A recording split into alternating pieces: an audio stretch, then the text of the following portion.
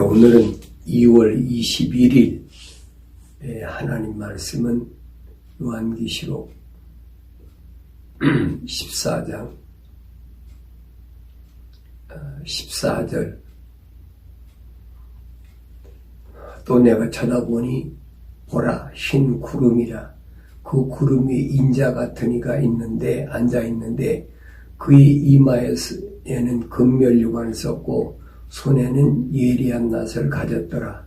그때 다른 천사가 성전에서 나와 구름 위에 앉으신 그분께 큰 음성으로 부르짖기를 주의 낯을 떼어 곡식을 거두소서. 주께서 거두실 때가 되었으니 이는 땅이 곡식 익었음이다라고 하더라. 그러자 구름 위에 앉으신 이가 그의 낯을 땅에 대어 땅의 곡식을 거두시더라. 그 후에 또 다른 천사가 하늘에 있는 성전에서 나오는데 그 역시 예리한 낫을 가졌더라. 불을 다스리는 권세를 가진 또한 천사가 제단에서 나와 예리한 낫을 가진 자에게 큰 소리로 외쳐 말하기를 너희 예리한 낫을 대어 포도송이를 거두라. 이는 그 포도들이 다 익었음이라 하더라. 그러므로 그 천사가 낫을 땅에 대어 땅의 포도송이를 거두어서 하나님의 진노의 큰 포도즙 틀에 던져 놓으니라. 그 포도즙 틀이 도성 밖에서 지팔비니 그 틀에서 피가 흘러나와 말코피까지 닿고 1600 스타디움까지 퍼지더라. 아멘. 거기까지 보겠습니다.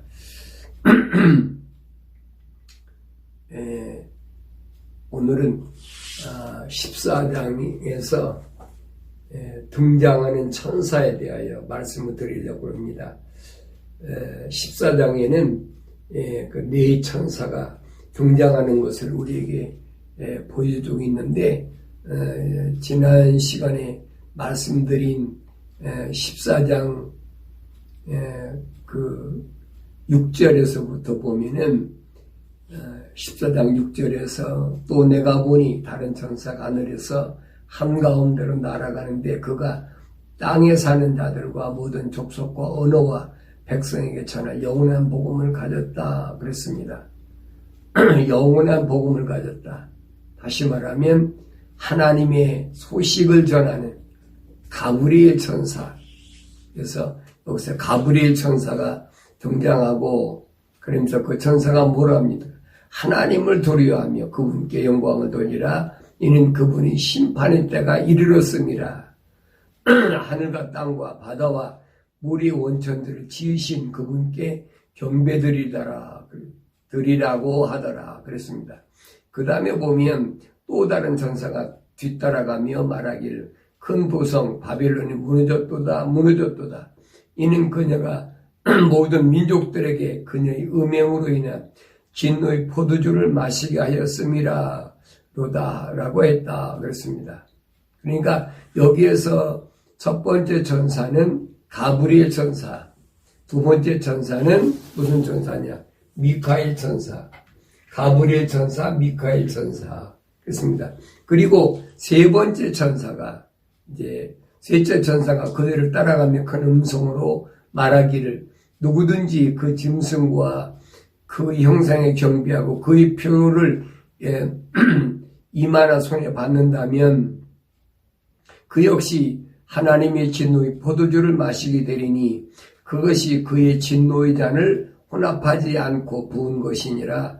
또 그 사람은 거룩한 천사들의 면전과 어린 양의 면전에서 불과 유황으로 고통을 받으리라 그랬습니다. 불과 유황으로 고통을 받으리라. 세 번째 천사는 불의 천사. 불의 천사가 등장하는 것을 볼 수 있습니다. 그러면서 그때 그 고통의 연기가 영원 무토록 올라간다. 그러면서 그 짐승과 그 형상에게 경배하고 그 이름의 표를 받은 자는 누구든지 밤낮 쉼을 얻지 못하리라. 그러니까 짐승표를 받은 자는 밤낮 쉼을 얻지 못한다. 여기에 성도들이 인내가 있으며 여기에 하나님의 계명들과 예수의 믿음을 지키는 자들이 있느니라. 하나님의 계명, 하나님의 약속과 명령, 지키는 자들, 그 다음에 예수의 믿음을 지키는 자, 예수님께서 우리에게, 하나님께서 우리에게 약속하신 그 믿음, 그 약속을 믿는 그 믿음, 주님이 다시 오시겠다는 그 약속을 믿는 믿음을 가진 사람은 우리 주님이 오실 때까지 주님께서 우리에게 주신 계명, 무슨 계명? 찰리티, 이 사랑이라는 찰리티, 사랑의 계명을 지키는 자가 바로 이 주님의 약속을 믿고 있기 때문에 어떤 경우에도 환난이나 궁핍이나 위협이나 칼이 와도 짐승표와 무관하게 산다 하는 것을 우리에게 말씀해 주었습니다. 그러면서 내가 하늘에서 나는 음성을 들었는데 나에게 말씀하시기를 기록하라. 이제부터 주 안에서 죽는 자들은 복이 있다. 그랬습니다. 주 안에서 죽는 자가 복이 있다. 환난이 얼마나 힘든가, 어려운가. 그러니까 그 어려울 때에 인내하고 그 믿음을 지키는 자에게는 주 안에서 죽을 때 그에게 복이 있다 그랬습니다. 그러면서 이는 실로 그들은 자기들의 수고를 그치고 쉴 것이요 그들의 행위가 그들을 따를 것임이라. 그들의 행위가 어떤 행위냐는 거예요. 어려울 때, 환난의 강을 건널 때 내가 어떤 행위를 하고 있느냐. 그 행위가 그를 따른다. 그를 지킨다. 그래서 6째 천둥소리에서 그 필라델피아에게 말씀하신 게 그겁니다. 하나님의 말씀과 예수의 이름을 저버리지 않는 자는 하나님께서 지키신다. 그 행위가 있기 때문에 지킨다. 그래서 14장에서 6절에서부터 보면은 이제 그 새 천사가 나타났고, 그리고 한 천사가 나타나는데 그 천사가 누구냐면 바로 물의 천사입니다. 물의 천사. 계시록을 우리가 상고하지 않으면 뭐 구약에는 미카엘 천사하고 가브리엘 천사만 나오잖아요. 그런데 심판 때가 보면 이 물의 천사하고 불의 천사가 뭔가를 계시록에서 설명합니다. 근데 계시록에 와서 이 물의 천사와 불의 천사를 우리가 올바로 깨닫게 되면은 이스라엘 백성을 출애굽시켜가지고 가나안 땅까지 올 때 보면은 낮에는 뭘로? 구름 기둥으로, 밤에는 불 기둥으로 인도했다는 말씀을 우리가 쉽게 깨닫게 되고 알게 됩니다. 구름 기둥이 어떻게 인도를 합니까? 여러분, 불 기둥이 어떻게 인도를 해요? 불 기둥과 구름 기둥이 뭐예요?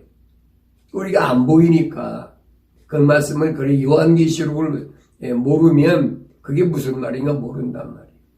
그것은 타락하지 않은 네 천사가 출애굽할 때 이스라엘 백성을 가나안까지 인도했던 네 천사, 타락하지 않은 네 천사, 가브리엘 천사, 미카엘 천사, 불의 천사, 물의 천사.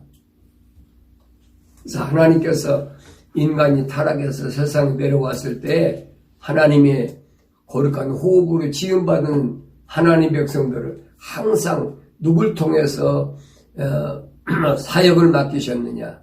이 타락하지 않은 네 천사를 통해서 맡기신 것을 우리가 볼 수 있습니다. 그렇다고 그러면 이 네 천사장은 노아 때는 물로 세상을 심판할 때 그 사역을 감당했지.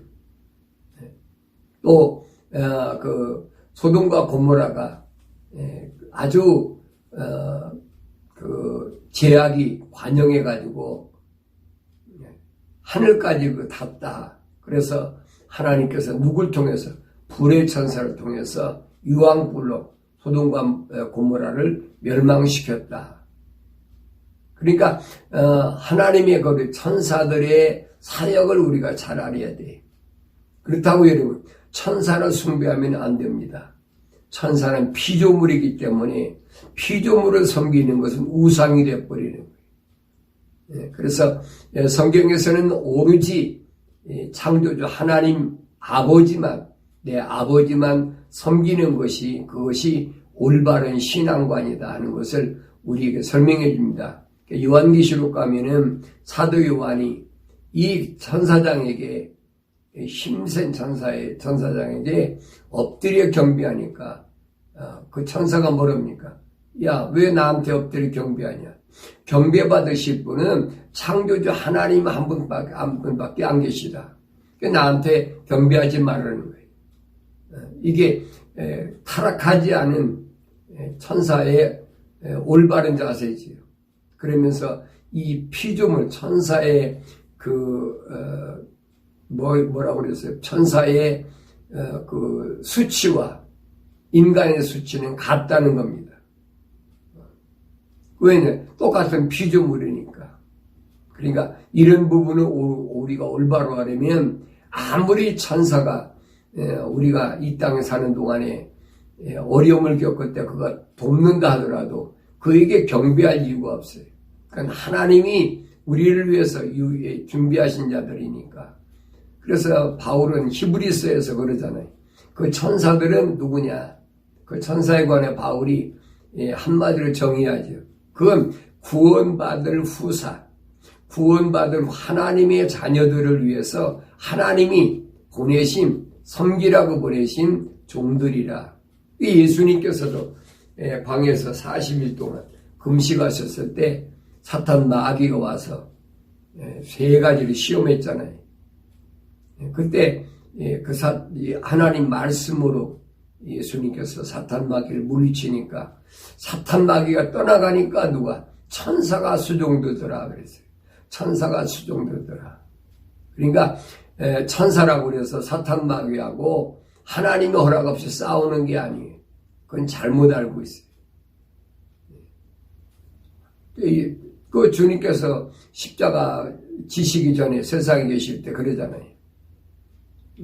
거의 베드로도 그러고 주님이 그 수제자라고 하는 베드로가 예수님께서 십자가에 죽으셔야 된다고 그러니까 펄펄 뛰면서 선생님 절대 그럴 수 없습니다. 꼭 마주하는 거예요. 그 왜 그랬느냐는 게 왜? 주님을 그만큼 따라다니면서 주님의 정체를 올바로 알았다면 베드로가 그런 짓 하지 않지요.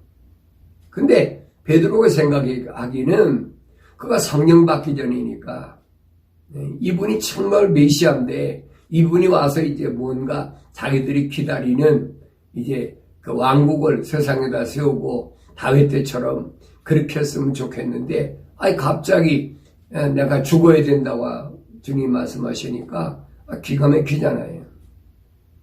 그러니까 베드로가 가만히 있습니까? 다른 제자들은 다 가만히 있는데 앞장서 가지고 선생님 절대 그래서는 안 됩니다. 그럴 수도 없습니다.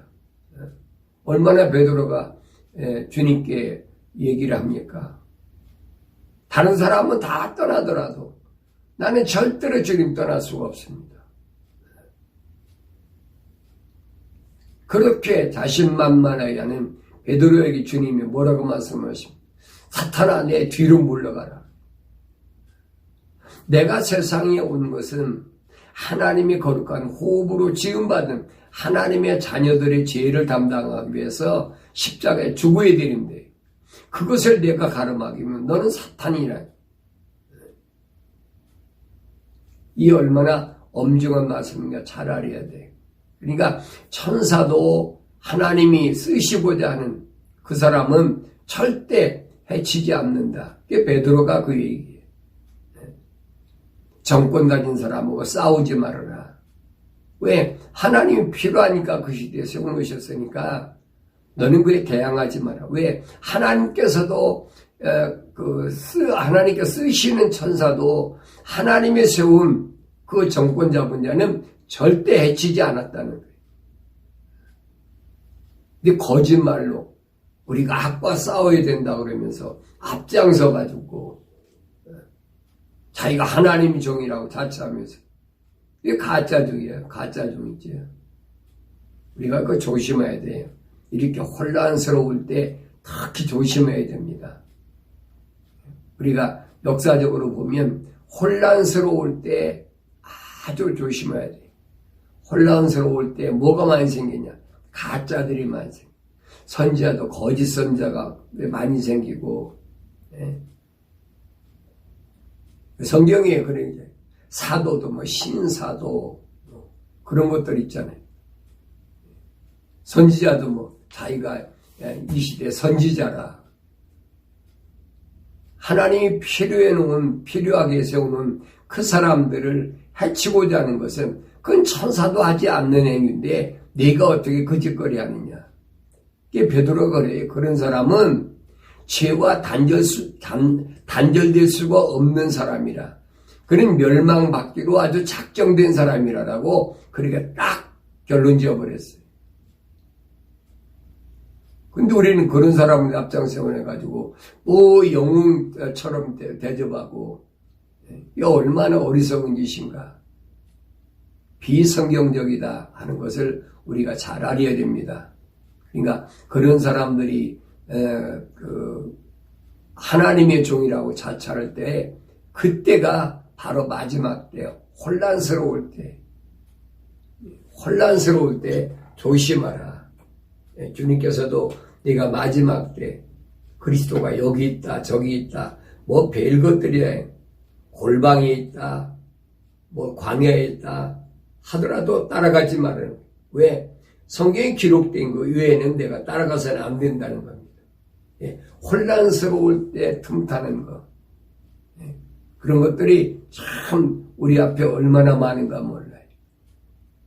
혼란스러울 때 이게 정치적으로도 그렇잖아요. 정치적으로도 보면은 혼란스러울 때 그때 가짜들이 제일 많이 출몰하는 거예요. 오늘날도 마찬가지. 그러니까 이럴 때 우리가 잘못돼 듣고 잘못돼 따라가면 하나님께 계획하신 그 일에 반역하는 거역하는 엄청난 죄를 범한다는 사실입니다.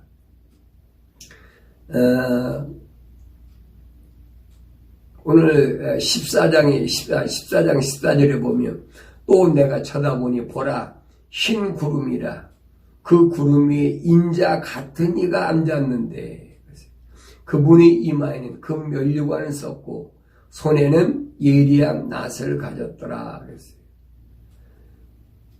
내가 쳐다보니 보라 흰 구름이라 그 구름 위에 앉은 인자 같은 이가 앉았는데 인자가 아니에요. 인자 같은 이니까 인자 다시 말하면 하나님의 아들과 같은 권세를 가진 자. 그게 누구예요? 천사장이잖아요. 타락하지 않은. 예수님은 여러분 하나님의 아들이지 천사가 아니에요. 그래서 이런 부분을 우리가 잘 디테일하게 아주 구체적으로 파고 들어가서 상고해야 된다. 그래서 그분의 이마에는 금 면류관을 썼고 손에는 예리한 낫을 가졌더라. 금 면류관을 썼다. 그랬어요. 면류관은 주님이 쓰시는 게 아니죠.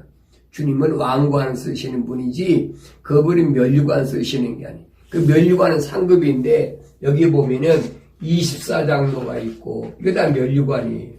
24장로 면류관이 있고 그 다음에 네 천사도 면류관을 썼습니다. 그러나 주님은 무슨 왕관을 쓰신 분이에요. 왕이 무슨 면류관을 씁니까? 그건 아니죠. 만왕의 왕을 오시는데 무슨 면류관을 써요. 그러니까 이런 부분을 우리가 잘 소위 말하면 퍼즐을 맞춰야 우리가 올바로 눈뜨고 볼 수 있다. 그래서 그 이마에는 금 면류관을 썼고 손에는 예리한 낫을 가졌더라 그랬어요. 그래서 그 구름 위에 앉은 구름 위에 인자 같은 이가 앉았는데 그랬어요. 인자 같은 이지요. 인자가 아니에요. 그래서 그분은 상급이 멸류관을 썼다 그랬어요. 그러면서 예리한 낯을 가졌다. 여기 예리한 낯을 가졌단 말이에요. 심판의 무슨 심판입니까? 마지막 때의 심판. 이 물의 천사는 노아 때 하나님께로부터 쓰임받는 종입니다. 세상을 물로 심판했다. 마지막 때도 마찬가지. 마지막 때도 예리한 낯을 가졌다. 그래서 150일 동안 노아 때 세상을 물로 심판했잖아요. 그런데 마지막 때도 보면은 요한계시록 9장에 보면은 5개월 메뚜기 환란 5개월 동안 메뚜기 환란 때도 역시 맞아. 5개월이 150일이잖아요. 똑같아. 그래서 예수님께서 말씀하신 게 인자의 때는 노아의 때와 같다. 그걸 혼돈하면 안 돼. 노아의 때와 같다니까 노아 때 뭐 시집가고 장가가고 먹고 마시고 왜 가려서 안 보이는 거예요. 5개월 동안 물로 세상을 심판했던 것처럼 마지막 때도 계시록 9장에 보면은 이제 5개월 동안 메뚜기 난리를 통해서 세상을 알곡과 쭉정이로 심판한다 그랬어요. 그러면서 그때 다른 천사가 성전에서 나와 구름 위에 앉으신 그분께 큰 음성으로 부르짖기를 주의 낯을 대어 곡식을 거두소서. 주께서 거두실 때가 되었으니 이는 땅의 곡식이 익었음이니다라고 하더라. 그러자 구름 위에 앉으시니가 그의 낯을 땅에 대어 땅에서 곡식을 거두시더라 그랬어요. 주님이 곡식을 거두시는 게 아니에요. 천사들이 이제 하나님의 명을 받아서 주의 명령대로 땅 위에 있는 곡식을 거두는데 그 후에 또 다른 천사가 하늘에 있는 성전에서 나오는데 그 역시 예리한 낯을 가졌더라. 예리한 낯을 가졌다. 예리한 낯을 추수 때 쓰는 것이 낯이잖아요. 그러면서 불을 다스리는 권세를 가진 또 한 천사가 제단에서 나와 예리한 낯을 가진 자에게 큰 소리를 외쳐 말하기를 너 예리한 낯을 대어 포도송이를 거두라 그랬어요. 이는 그 포도들이 다 익었음이라. 불을 다스리는 천사가 나오잖아요. 계시록 14장 18절에 보면 불을 다스리는 천사가 등장하잖아요. 그래서 이들을 통해서 하나님께서 마지막 때는 알곡과 쭉정이로 다시 말하면 퀴즈를 하신다. 분리하신다. 그 기준이 뭐냐? 알곡과 쭉정의 기준이 뭐냐? 알곡은 어려운 환난과 시련과 고통 속에서도 하나님의 약속을 믿고 하나님의 명령에 절대 순종하는 그 사람과 그렇지 않은 사람과 나누는데 그걸 뭘로 분간하냐 하면 짐승시대에 짐승에게 무릎 꿇고 경배하는 666 짐승뼈 받은 자와 받지 않는 자, 신앙의 절개를 지키는 자, 유일신 하나님을 섬기는 유일신 사상을 지키는 자하고 분리가 되는단 말이에요. 아무나 되는 게 아니지. 왜냐하면 육신을 가졌는데 이들이 와가지고 유혹하는 게 뭡니까? 제가 세 가지라고 그랬잖아요. 안전하다, 편리하다, 경제적이다. 이 좋은 것을 왜 안 받아? 그 비합리적이잖아. 비합리적이잖아. 이거 받아야 세상을 살 수 있어. 하나님이 나를 세상에 보내신 것은 세상에 사는 동안에 먹고 입고 마시고 하는 거 하나님이 책임져 주신다고 그랬으니까 하나님 책임져 주시려니까 안전하고 편리하고 경제적인 거 하나님 주신 거 아니야. 이런 말로 교묘하게 미혹한다. 누가? 거짓 선지자들이. 그래서 요한계시록 13장 11절부터 보면 땅에서 올라오는 짐승이 있는데 그랬어요. 바다에서 올라오는 13장 1절부터 보면은 바다에서 올라오는 짐승이 있고 11절부터 보면은 땅에서 올라오는 짐승이 있습니다. 그러니까 이 두 짐승이 뭘 가르치나 잘 우리가 설명해 주고 있어요. 바다에서 오르는 짐승은 이게 뭐냐? 적그리스도. 그 다음에 11절에 나오는 땅에서 올라오는 이 짐승은 뭐냐? 거짓 선지자. 이 땅에 거하면서 계속 속이잖아요. 이 거짓 선지자들이 보면 어린 양같이 두 뿔을 가졌다고 그랬어요. 모습은 어린 양같이 흉내내는 거예요. 그런데 그 입에서 나오는 말에 용과 같이 말하더라. 이중성이잖아요. 겉으로는 어린 양 같은데 입에서 나오는 말은 용과 같아. 이게 거짓말이거든. 이걸 우리가 잘 눈을 뜨고 봐야 돼. 이게 보이지 못하면 바울이 아니고 사울 때의 모습이 아무리 여러분이 신학을 공부하고 또 여러분들이 대대로 신앙생활을 했다 하더라도 눈에서 비늘 같은 것이 벗어져야지. 이게 안 벗어지면 안 보이는 거예요. 그게 벗어지고 나니까 올바로 보여진 거예요. 그러니까 그들이 내세우는 게 뭡니까?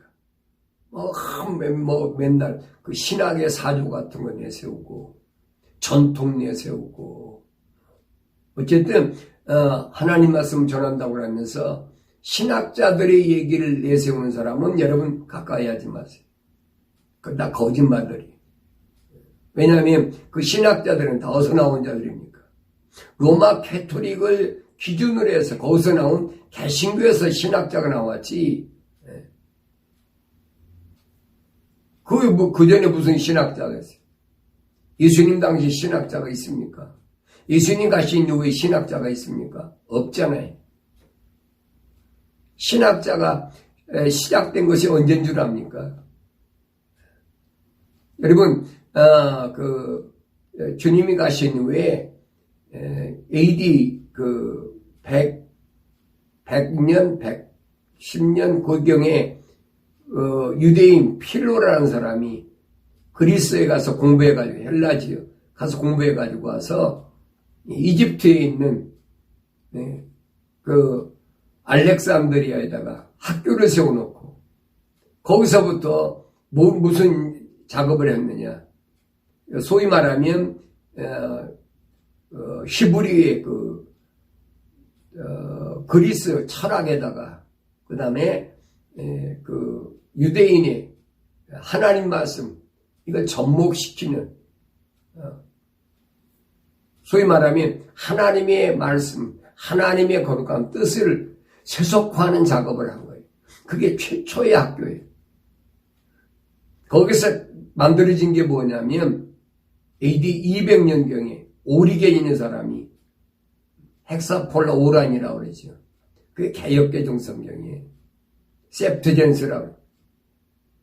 이게 거짓말인데 신학교에서는 거짓말로 얼마나 교수들이 셉트젠스가 제일 권위 있는 성경이라고 거짓말로 얼마나 속아왔나 몰라요. 이게 세뇌됐으니까 그게 전부인 줄 알았지요. 근데 그게 얼마나 잘못됐느냐는 것은 내가 홀리 바이블이라는 킹제임 성경을 읽고 나서 내가 깨달았어요. 이게 이렇게 잘못됐구나. 그전에는 몰랐어요.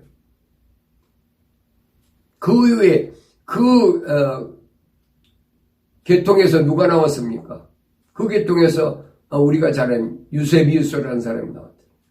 유세비우스라는 사람이 313년에 이거 가짜 기독교지요. 기독교를 둔갑해.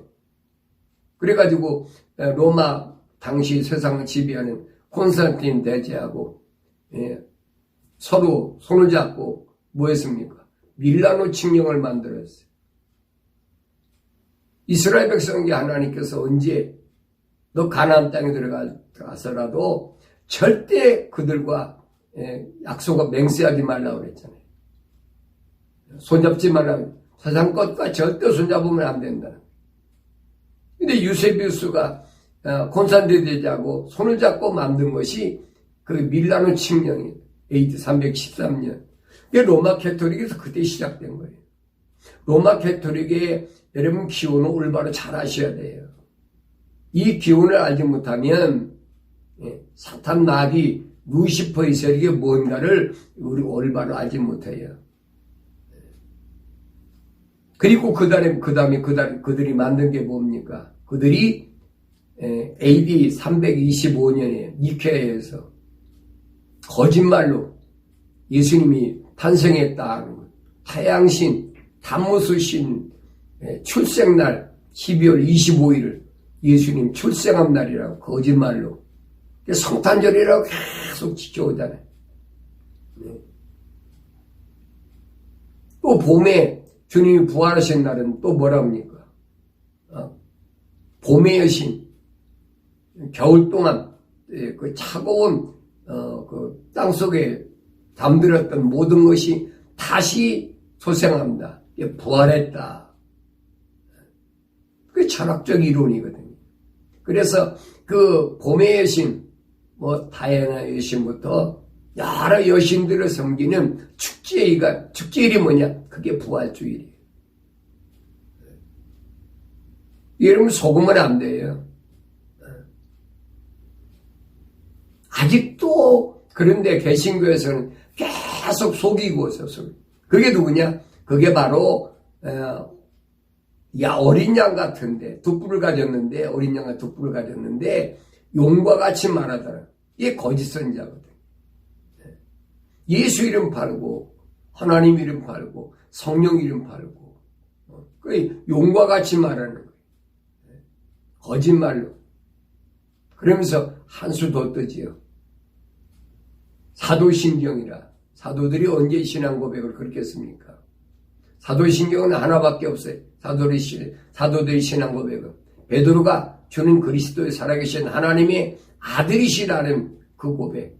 그 고백도 베드로가 한 말이 아니에요. 예수님이 말씀하시잖아요. 시몬아, 그건 내가 한 말이 아니다. 하늘에 계신 내 아버지께서 너로 하여금 그렇게 신앙 고백하겠다. 그러면서 그 신앙 고백함 그 위에 내가 내 교회를 세우겠다. 그게 에클레시아예요. 부르심을 받은 자. 교회관을 여러분 잘못 알면 안 돼. 계속 속이잖아요. 속여왔고 속고 살았고 이제는 무엇이 옳고 그른지를 깨달을 때가 됐다는. 그래서 불을 다스리는 권세를 가진 또 한 천사가 제단에서 나와 예리한 낫을 가진 자에게 큰 소리로 외쳐 말하기를 너 예리한 낫을 대어 포도송이를 거두라. 이는 그 포도들이 다 익었음이라 하더라. 예리한 낫을 가졌다. 날카로운 낫을 가졌다. 날카로운 낫이 뭘까요? 하나님의 말씀이잖아요. 날쌘 것보다도 예리한 말씀.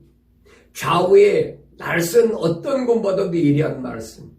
내 숨은 골수 관절까지 다 쪼개버리는 정확하게 심판하시는 하나님의 말씀.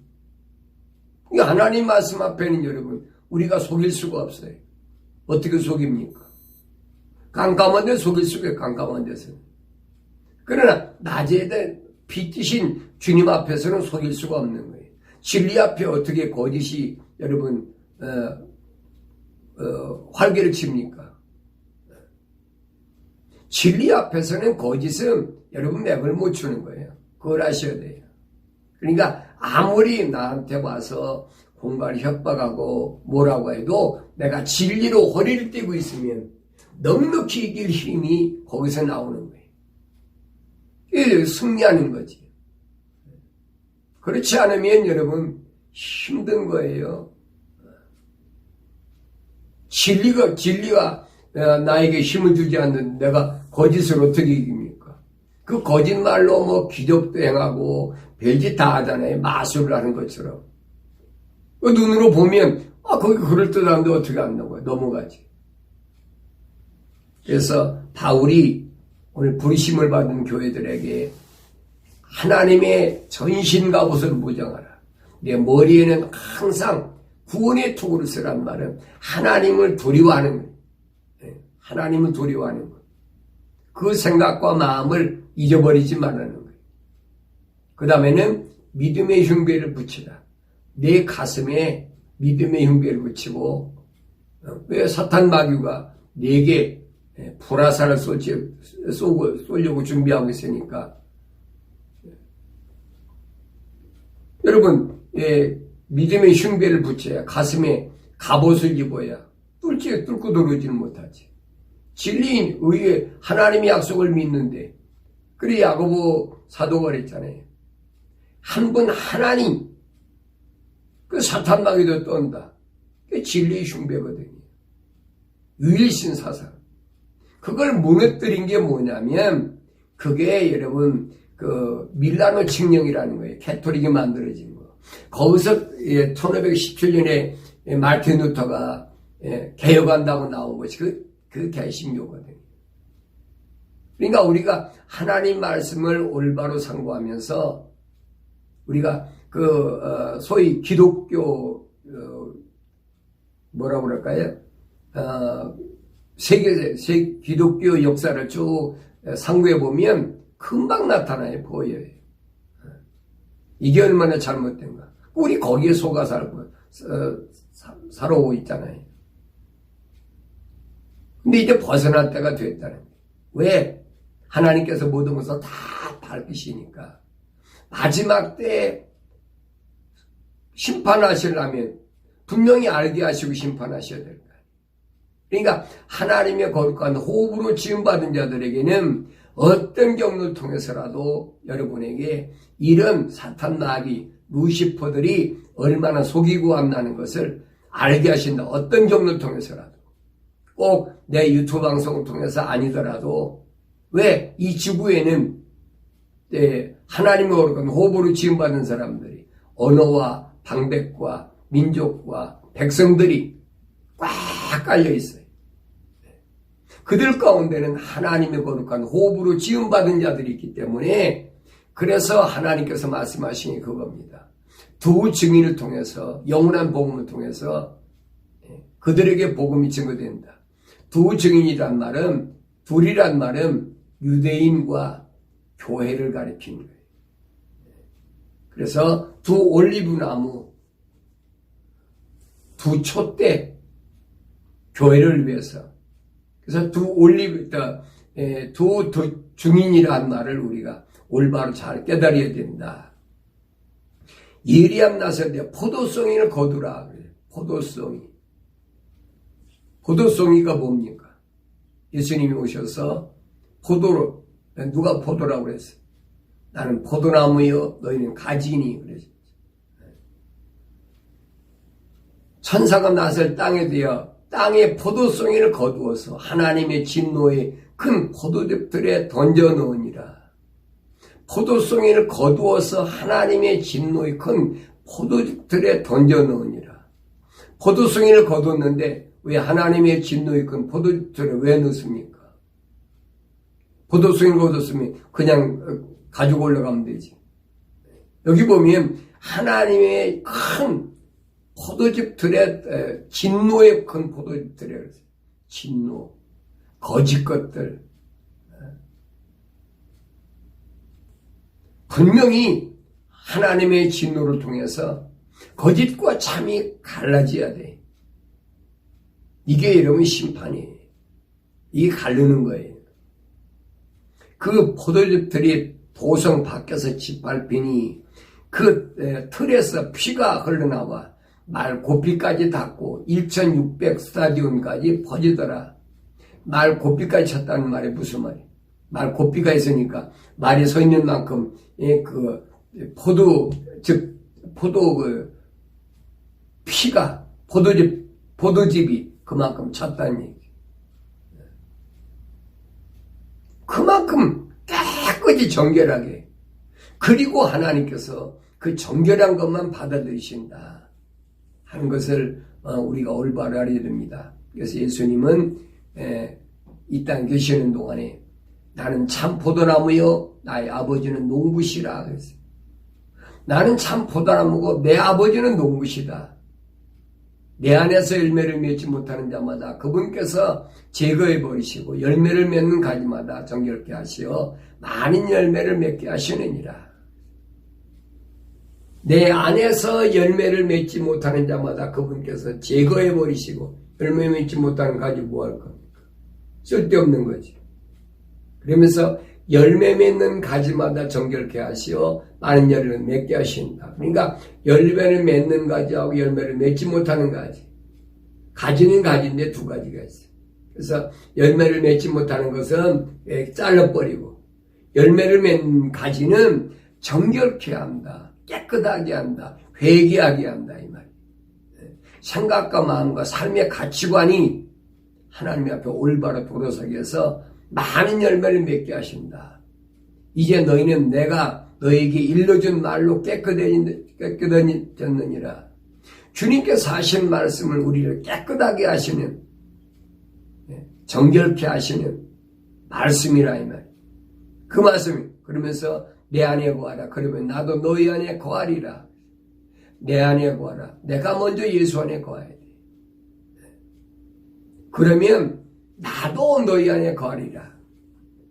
가지가 포도나무에 붙어있지 아니하면 스스로 열매를 맺을 수 없듯이 너희도 내 안에 거하지 아니하면 역시 그렇게 되리라. 나는 포도나무여 너희는 가지들이라. 그가 내 안에 내가 그 안에 거하면 그 사람은 많은 열매를 맺느니라. 이는 나를 떠나서는 너희가 아무것도 할 수 없기 때문이라. 예수님 떠나서 뭘 어떻게 하겠어요? 예수님 떠나서 뭐 성공하겠다. 세상에서 뭐 부유하게 되겠다. 예수 떠나서 뭘 하게 해보겠다.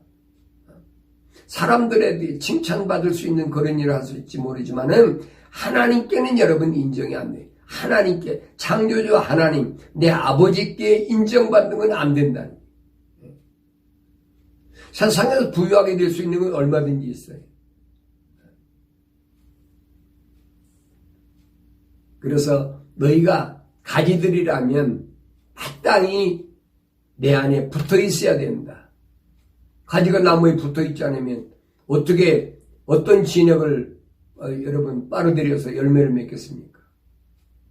나무에 붙어 있어도 열매를 맺지 않는 가지는 잘라버린다고 했는데 하물며 붙어 있지 않으면 뭐 어디다 쓰겠어요? 땔감밖에 안 되는 거지. 내 안에 거하지 않는 사람은 가지처럼 버려져 말라버리느니라. 그러면 사람들이 그것들을 거두어 불 속에 던질 것이요 그것들은 타버릴 것이니라. 너희가 내 안에 거하고 내 말들이 너희 안에 거하면 너희가 원하는 것은 무엇이나 구하라. 그러면 너희에게 이루어지리라. 여기서 거짓 선지자들 짜집게 무엇이나 구하라. 그러면 너희에게 이루어지리라. 그 말만 짜집게 잘라가지고 너희가 내 안에 거하고 그랬어요. 너희가 내 안에 거. 바울은 뭐랬어요? 로마서 8장에서 예수 안에는 결코 정죄함이 없나니. 죄가 문제가 안 됐을 때만이 하는 얘기예요. 사기치고 도둑질하고 뭐든지 다 하면서 그러면서 구하면 이루어질 거예요. 간절히 구하면 이루어질 것이다. 이게 거짓말로 하는 거예요. 사탄 마귀는 얼마든지 들어줄 수가 있지요. 사도 요한이 그러잖아요. 네가 세상 거 구하면 그 세상이 너 들어준다는 거예요. 왜? 너는 세상에 속한 사람이니까. 세상에 속한 사람은 세상 것을 구할 때 세상이 들어준다는 거예요.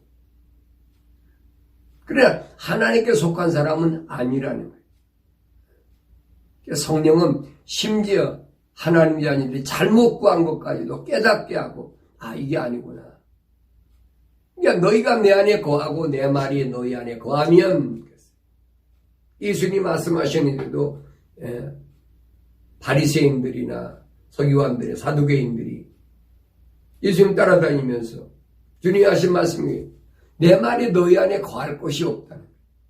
주님 말씀이 내 마음속에 거할 곳이 있어야 되는데 내 마음속에 거할 곳이 없어.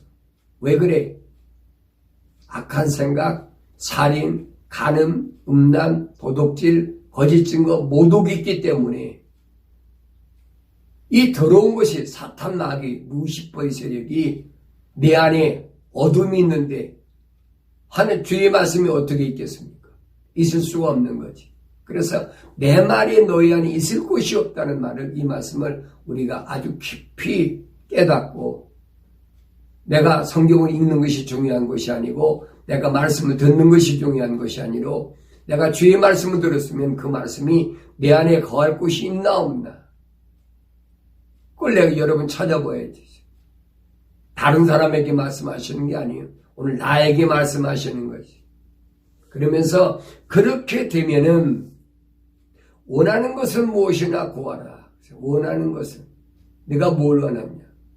그런 사람이 세상에서 뭘 먹을까 입을까 마실까 구하겠습니까? 아니죠. 하나님의 나라와 그 의를 구하는 거지. 그러면 반드시 이루어지리라. 네. 여러분 흔들리지 말고 혼돈하지 마세요. 너희가 많은 열매를 맺는 이 일로 인하여 내 아버지께서 영원하게 되실 것이요 너희는 내 제자들이 되리라. 주님의 방법. 주님의 방법이 무엇일까? 혼란스러울 때는 너무 여러 가지가 밀려드니까 혼탁스럽지요. 그래서 나는 여러분에게 특별히 어린 자녀들을 위해서 여러분들이 어려서부터 교육이 참 얼마나 이스라엘 백성들에게 하나님께서 하신 말씀인 거예요. 내 어린 자녀들에게 집에 있을 때나 앉으나 일어서나 언제든지 하나님의 약속의 말씀을 믿고 하나님의 명령에 순종하도록 그 말씀을 어디다 이마에 붙이고 손목에 메고 이 떨어지지 않게 하는 어려서부터. 여러분 미국에 이민 온 사람들이 대개 왜 옵니까? 자녀들을 성공 때문에 아메리칸 드림 미국에서의 뭐 꿈을 이뤄보겠다 이런 사람들이 얼마나 많아요. 그런데 오늘날 미국 교육이 어떤 줄 아세요? 얼마나 혼탁스러워졌는지. 제가 처음에 왔을 때는 80년대는 그렇지 않았어요. 근데 지금은 얼마나 혼탁스러워졌는지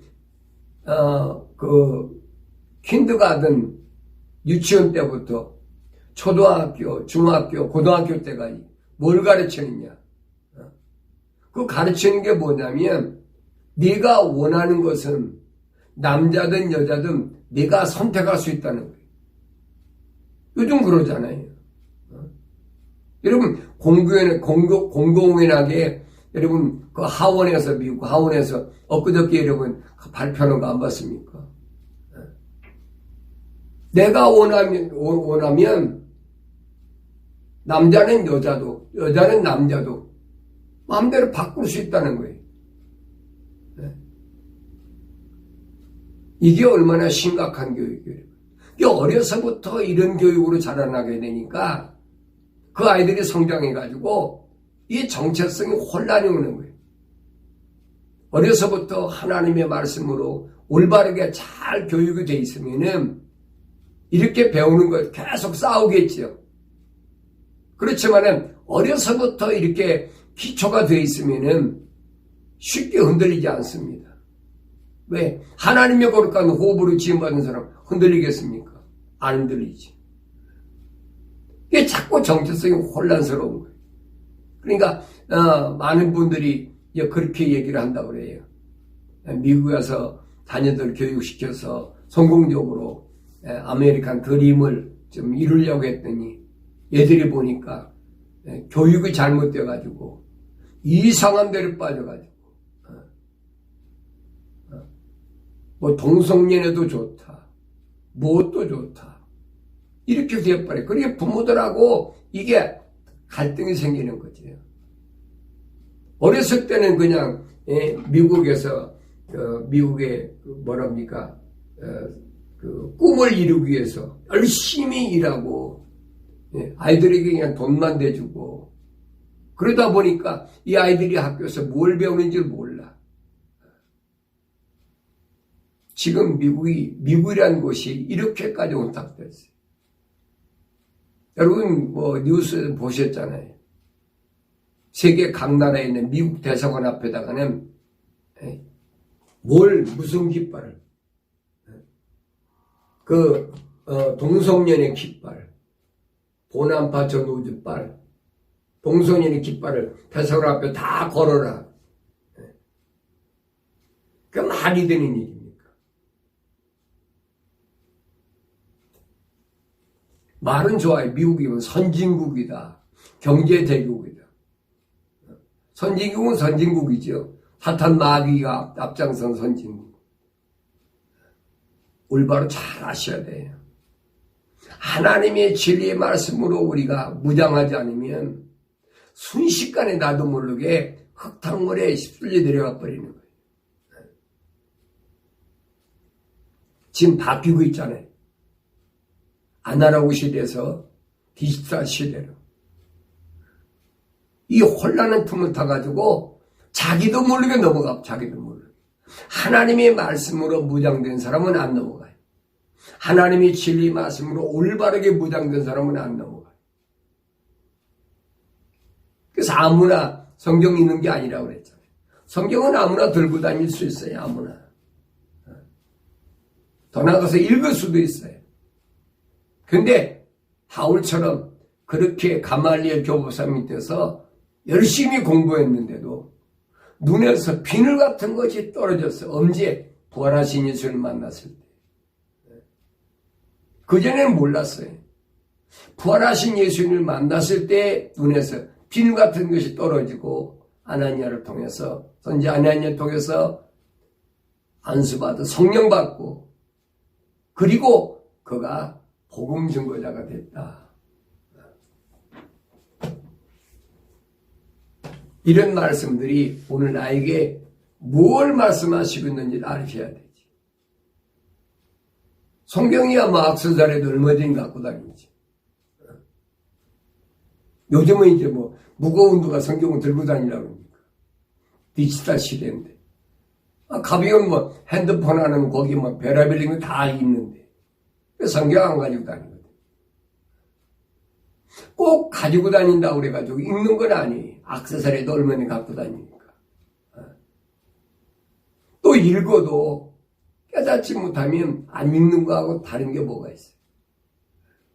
가지고 다녀도 안 읽으면 안 가지고 다니는 사람도 똑같고 읽어도 깨닫지 못하면 안 읽는 사람과 다른 게 뭐가 있어요. 그러니까 이런 과정들이 나한테 뭐를 말씀하시는지를 우리가 올바로 알면 우리 앞에 놓여 있는 마지막 환란의 강, 7년이라는 환란의 강을 우리가 어떻게 넘어갈 수 있느냐 하는 것을 우리가 알아야 됩니다. 제가 지난 시간에 그 환란의 강에 대해 설명할 때 다니엘이 두 가지를 설명했죠. 전삼년반은 1290일. 1290일은 3년 반하고도 한 달에 30일이 플러스가 됐어요. 그러니까 그날을 감한다, 단축시킨다.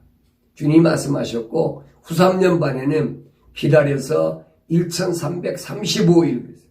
그러니까 그때 내가 36달 3년만 얘기했는데 3년 반이면 42달이에요. 그건 내가 잘못 설명한 거.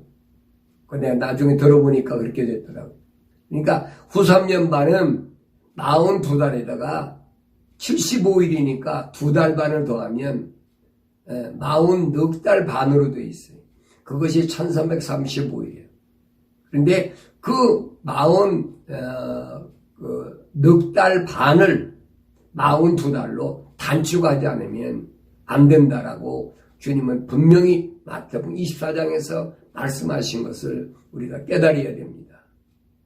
그러니까 7년이라는 하나님의 약속된 이 기간이 나한테 뭘 말씀해 주고 있나 하는 것을 우리가 올바로 깨달으면 마지막 때가 우리 앞에 도래했다. 뭐 얼마 안 남았다. 그렇다고 내일 뭐 금방 뭐가 이루어지는 건 아니더라도 분명히 징조가 나타나면 그림자가 있으면 그 본체를 만나게 된다. 징조가 있으면 반드시 그 징조에 따르는 본래의 하나님의 계시가 뭔가를 알게 한다. 그때 우리에게 가장 중요한 게 뭐냐?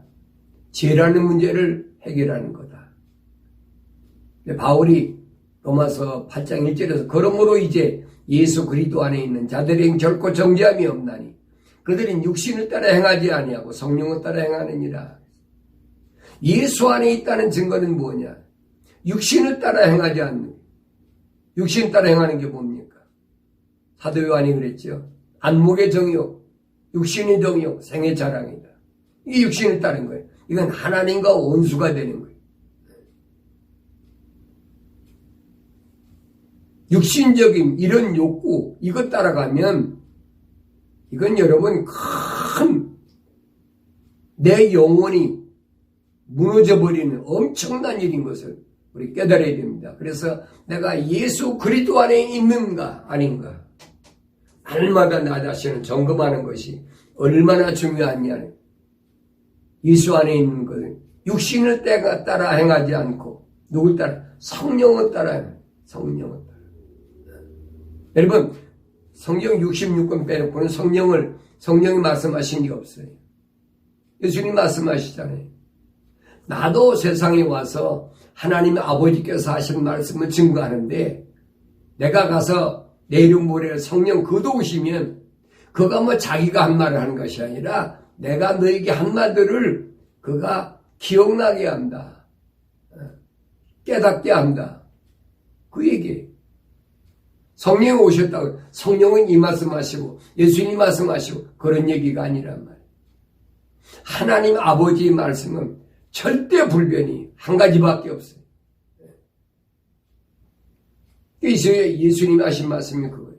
성경 66권 떠나서 자기가 무슨 환상 보고 계시 봤다 엉뚱한 얘기는 그 새빨간 거짓말이에요. 요한계시록 10장 마지막 절에 보면 다시 예언하여야 하리라. 다시 예언하여. 다시 예언하여야 한다는 말은 무슨 말인가 하니 이전에 덮였던 것들을 성령을 통해서 내가 깨닫게 해주신다네. 깨닫게 해주신다. 그래서 계시록 10장에 보면은 뭐예요? 뭘 말씀하십니까? 거기 보면은 일곱 천둥소리에서 일곱 천둥소리. 자기가 일곱 천둥소리 들었다고 그래가지고 또 이상한 소리 하거든요. 성경에 떠난 일곱 천둥소리는 없어요. 왜 거기서 사도요한에게 다시 예언하라고 했느냐? 그건 다른 거야 아니에요. 다시 again 일곱 교회에 계신 말씀.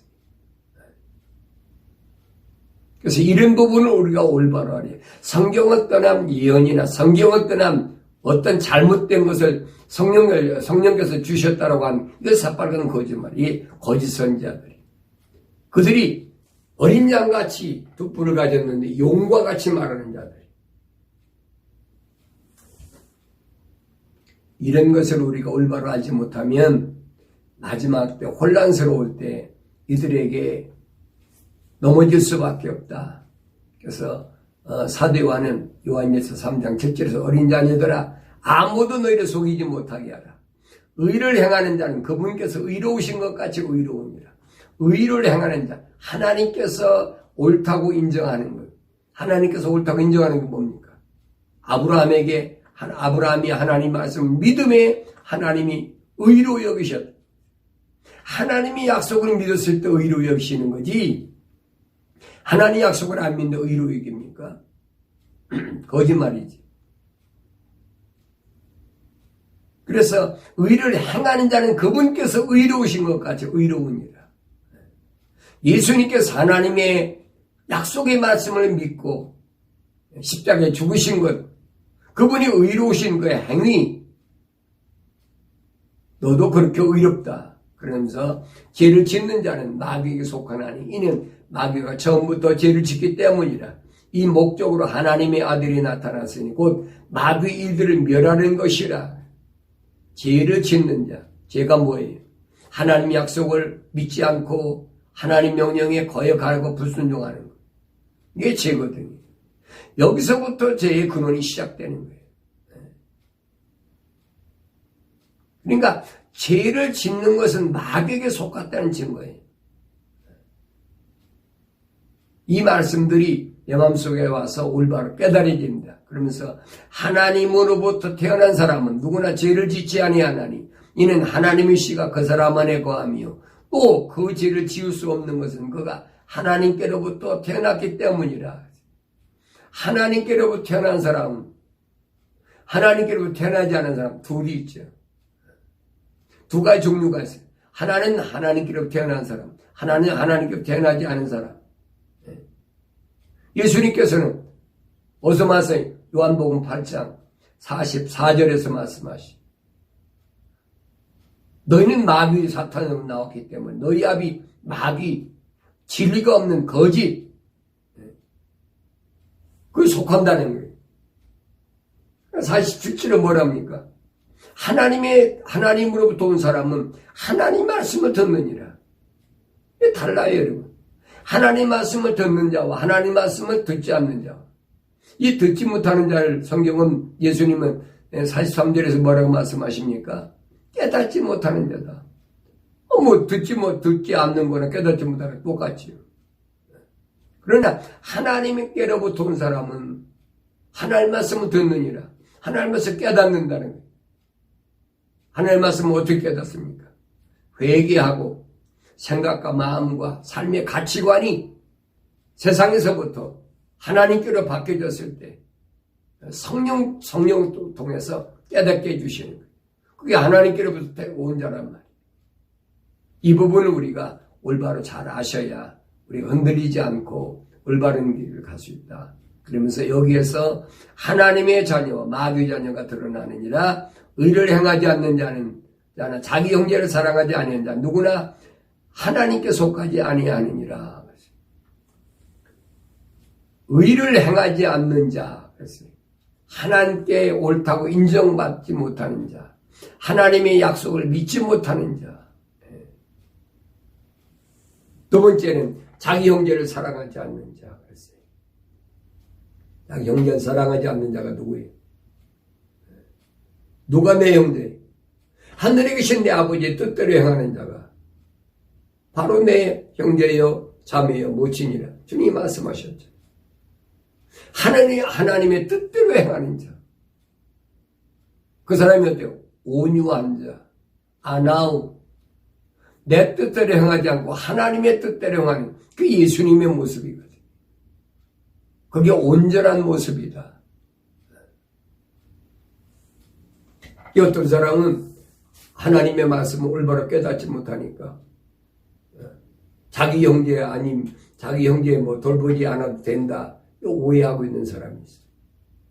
불쌍한 사람을 바라보고 불쌍히 여길 수 없는 마음은 건 사탄의 마음이에요. 불쌍한 사람 보면 불쌍한 마음이 있어야 되지. 구제해야지.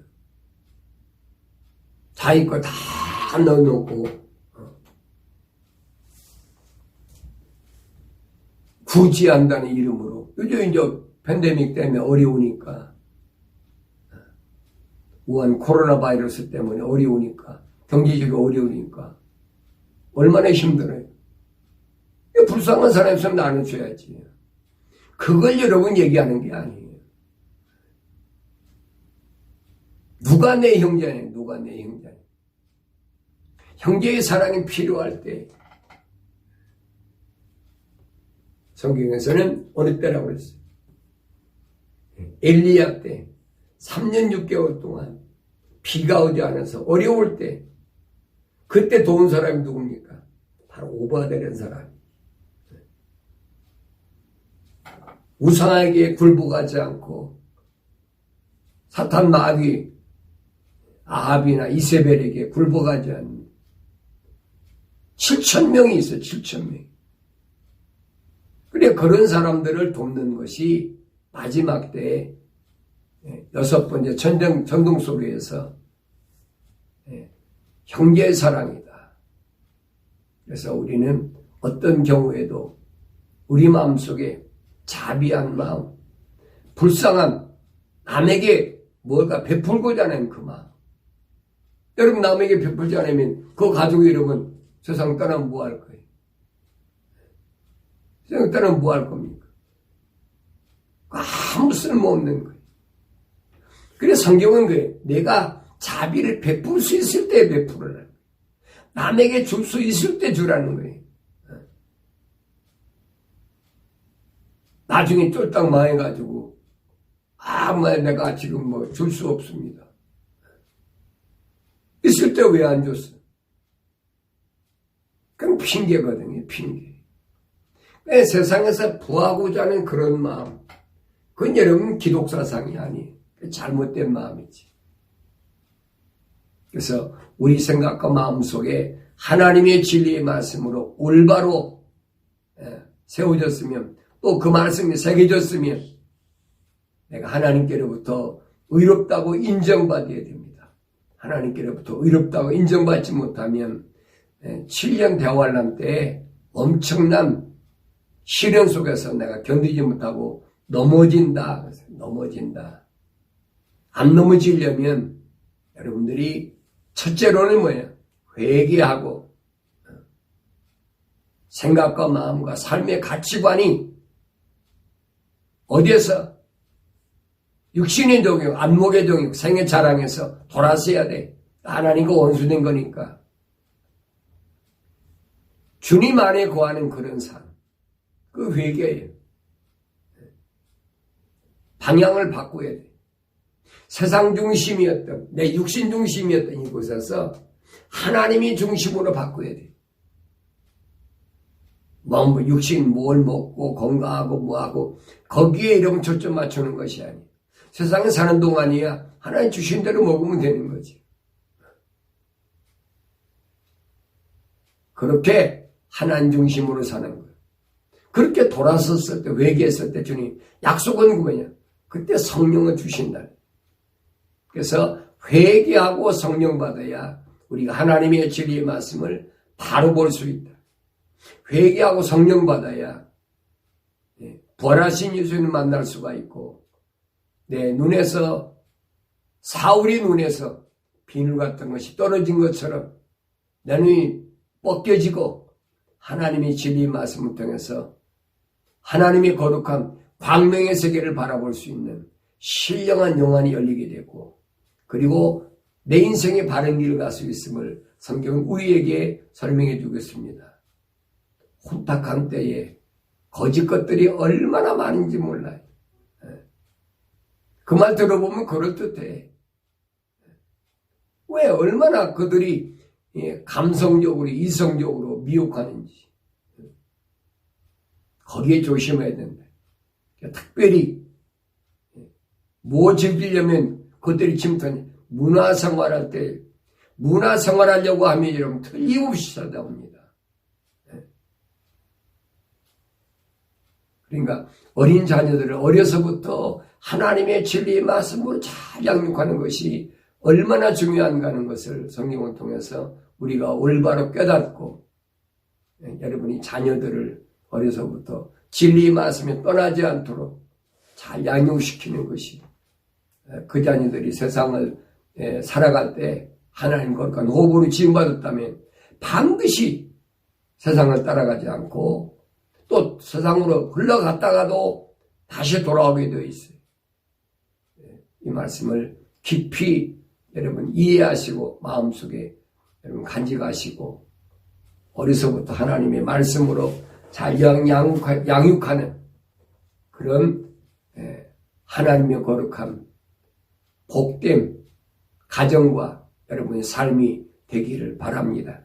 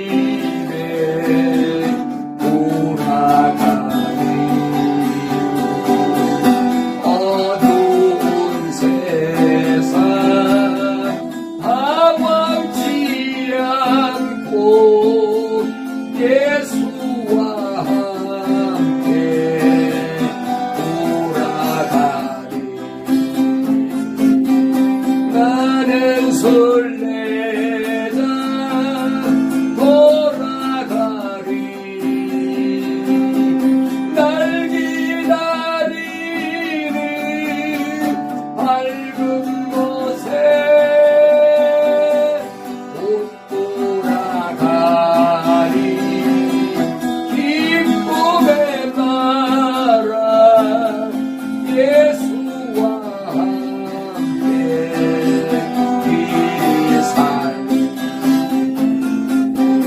나는 설레다 방황하지만 예수 내 구주 이끄시네 영광의 나팔 소리 들릴 때 천사 날 위에 찾아오니 나는 설레자 돌아가리 날 기다리는 밝은 곳에